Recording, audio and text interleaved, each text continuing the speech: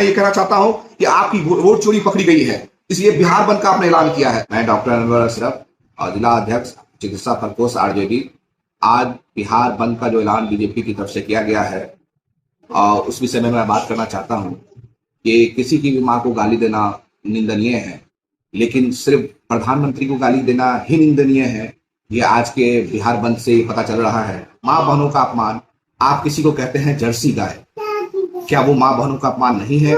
क्या आप कहते हैं किसी को 100 करोड़ की गर्लफ्रेंड, तो क्या वो माँ बहनों का अपमान नहीं है? क्या आप किसी को बार वाला कहते हैं, किसी को कांग्रेस की विधवा कहते हैं, क्या वो अपमान नहीं है?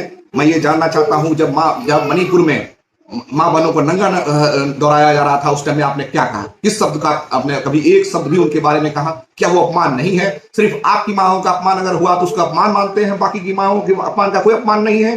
क्या यहाँ की आवाम का कोई इज्जत सम्मान नहीं है? क्या आप सिर्फ आप ओ दीदी करके आप किसी को संबोधित करते हैं? आप ही तो ये चलन जो है आपने स्टार्ट किया है। आपकी जो बीज आपने बोया है उसका फसल कौन काटेगा? सबसे और मैं ये कहना चाहता हूं कि आपकी वोट चोरी पकड़ी गई है, इसलिए बिहार बंद का आपने ऐलान किया है। आप अपनी चोरी को बचाने के लिए, चोरी को छिपाने के लिए बिहार बंद का ऐलान किया है। आप अपने हार जाने बिहार में, सिर्फ बिहार बंदी आपने किया है। बिहार में आज इलेक्शन, इसलिए बिहार बंदी किया आपने। आप लोगों की सहानुभूति चाहते हैं, कब तक सहानुभूति से आप लड़ते रहेंगे? आप अपने कार्यों से क्यों नहीं लड़ते हैं? आपने क्या प्रगति किया?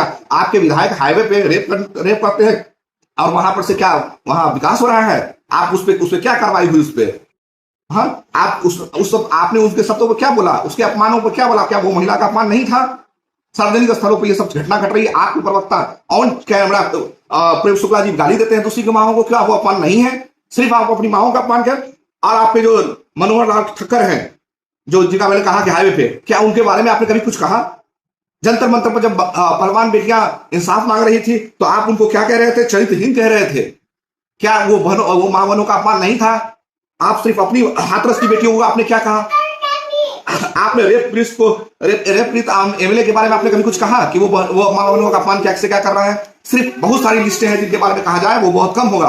आप सिर्फ अपनी आज आपकी माओं पर अगर किसी ने अभद्र शब्दों का इस्तेमाल किया है उसकी आरजेडी पूरा निंदा करता है, लेकिन हमारा कहना सिर्फ इतना है कि आप सिर्फ आज जिसकी गिरफ्तारी भी हो गई है उसके बाद आप बिहार बंदी बुला रहे हैं, इसका क्या मतलब है? कि सिर्फ आप सहानुभूति लूटना चाहते हैं? यहाँ से यहाँ के लोगों को मूर्ख समझते हैं, बेवकूफ समझते हैं।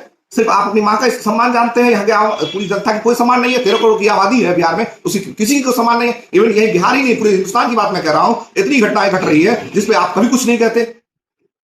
आप सबकी निंदा कीजिए, सब, चाहे प्रधानमंत्री हो, चाहे आवाम का, चाहे हिंदुस्तान का एक नागरिक हो, किसी का भी अपमान बर्दाश्त करने लायक नहीं है।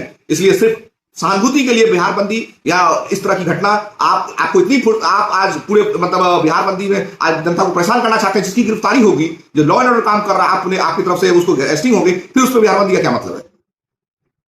ये सारी हमारी ये है कि ये वोट चोरी को आप छिपाने के लिए सब कर रहे हैं, ये छिपने वाला नहीं है।